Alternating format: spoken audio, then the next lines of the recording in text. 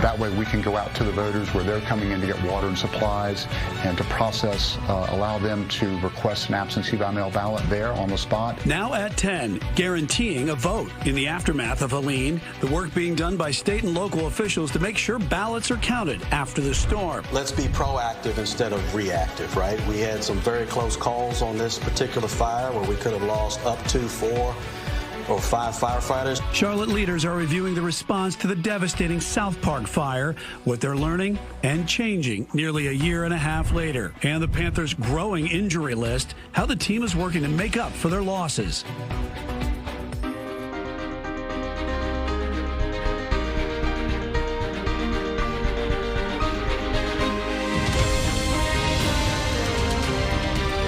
Queen City News starts now. North Carolina state election officials say every county will start early voting on time, even in the areas devastated by Helene. Tonight, we are getting an inside look at how that is being done in our area. Thanks for joining us here on Queen City News at 10. I'm Brian Blakely. Now, early voting starts in 10 days, and our Caroline Boyer visited Watauga County, where election officials are working to make sure everyone has the ability to cast a ballot.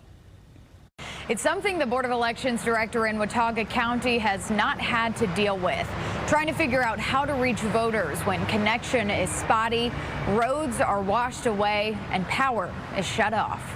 Do you think that this will ultimately have an effect on the turnout that y'all see? Our goal is for that answer to be no. We really are trying to think of everything we can and find every resource we can to make sure every single North Carolina voter or every Watauga County voter gets to vote, no matter what. The work for Watauga County Board of Elections Director Matt Snyder hasn't stopped, despite the catastrophic damage left behind by Helene.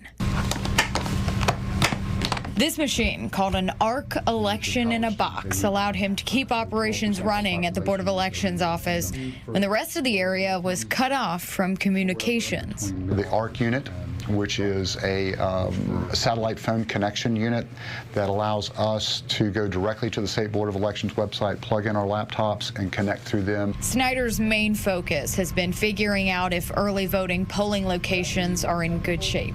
Where we have a few issues to deal with are going to be where those sites are also being used for emergency distribution points, or they're housing emergency personnel coming in our area to help folks. He's hoping to use that to his advantage, possibly sending multi-partisan assistance teams, which usually help voters at nursing homes and other facilities, to meet people at distribution points. That way we can go out to the voters where they're coming in to get water and supplies and to process, allow them to request an absentee by mail ballot there on the spot, give them that ballot, have them vote that ballot, and then it goes back into a container envelope just like all the other absentee ballots that come back to the office.